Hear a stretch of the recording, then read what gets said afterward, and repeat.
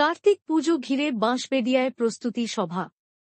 আসন্ন কার্তিক পুজো উপলক্ষে আজ বাঁশবেড়িয়া পৌরসভা ও পুলিশ প্রশাসনের যৌথ উদ্যোগে বাঁশবেড়িয়ার ঐতিহাসিক হংসেশ্বরী গেস্ট হাউসে এক প্রস্তুতি সভার আয়োজন করা হয়।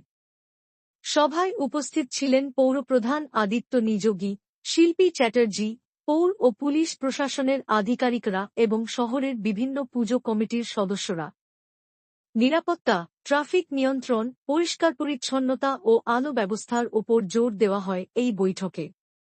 পৌরপ্রধান জানান, উৎসব নির্বিঘ্ন করতে সবরকম প্রস্তুতি নেওয়া হচ্ছে। সব মিলিয়ে উৎসবের আগে প্রশাসনের এই উদ্যোগে শহরবাসীর মধ্যে স্বস্তি ও আনন্দের আবহ। নিশ্চয়ই আমি আমার যা গত 15 বছর প্রায় বললাম 10 সাল থেকে করছি। আগে দেখতাম আমি কেওটা পুরো এলাকাটা, পরবর্তীকালে আমি পুরোটা দেখছি গত 5 বছর ধরে। তো নিশ্চয়ই আমি করবো। আমি বড়বাবুকেও বলেছি, সিএসএফকে বলেছি এবং আগামীকাল আইসি মিটিং ডেকেছে চুঁচুড়া থানা এলাকায়।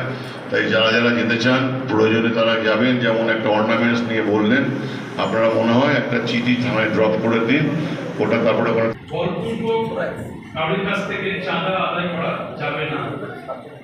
নেক্সট, ডিজে সাউন্ড বাজানো সম্পূর্ণভাবে নিষিদ্ধ। নেক্সট, পুজো কমিটির পক্ষ থেকে শোভাযাত্রার রুটে কোনো দোকান বসানো যাবে না। নেক্সট, পুজো কমিটির লাইটের গাড়ি 19-11-25 তারিখ বিকেল 4টের পর নো এন্ট্রি এলাকার ভেতর ঢোকানো যাবে না। নেক্সট, 20-11-25 তারিখ তারপর কোনো আলোকসজ্জা এবং বাজনা সহ প্রতিমা নিরঞ্জন করা যাবে না। নেক্সট, পুজো মণ্ডপের চারিদিকে পর্যাপ্ত আলো রাখতে হবে এবং সিসিটিভি ক্যামেরার ব্যবস্থা রাখতে হবে। নেক্সট, পুজো মণ্ডপের মেইন গেটের এবং ভেতরে পানীয় জলের ব্যবস্থা রাখতে হবে। নেক্সট, প্রত্যেক পুজো কমিটিকে শৌচালয় পুরুষ এবং মহিলা আলাদা আলাদা করে ব্যবস্থা রাখতে হবে এবং সেখানে যাতে পর্যাপ্ত জল এবং আলোর ব্যবস্থা থাকে সেটাও লক্ষ্য রাখতে হবে।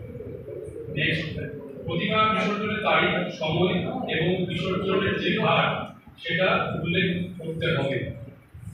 নেক্সট, 25-11-25 তারিখের মধ্যে ব্যানার, ভোটিং এগুলো ভুলে ফেলতে হবে।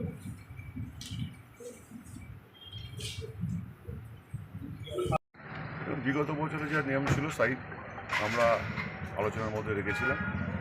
ডিএসপি ক্রাইম, আইসি, সিআই এবং আমাদের ভাইস চেয়ারম্যান সহ যারা ভাইস চেয়ারম্যান আমাদের কেন্দ্রীয় কমিটির কার্যকরী সভাপতি সহ জেলা কাউন্সিলর এসেছিলেন।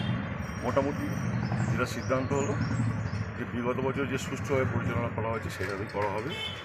সঙ্গে সঙ্গে ডিমান্ড এসছে জলটা গত বছর কম হয়েছিল, সেটা আমরা বুঝলাম জলটা একটু সত্যি কম হয়েছিল। তার কারণ সারা জল দিতে গেলে পরদিন ভোরবেলায় আমাদের যে সার্ভিসটা দিয়ে যায় পাম্প পুড়ে গেলে নষ্ট হয়ে যাবে, সেটা আমরা দেখে নিচ্ছি। আর গতবারে একটা সমস্যা ছিল আমাদের সিসিটিভি, এবার প্রায় 95% আমরা সিসিটিভি পার্মানেন্ট করে দিচ্ছি।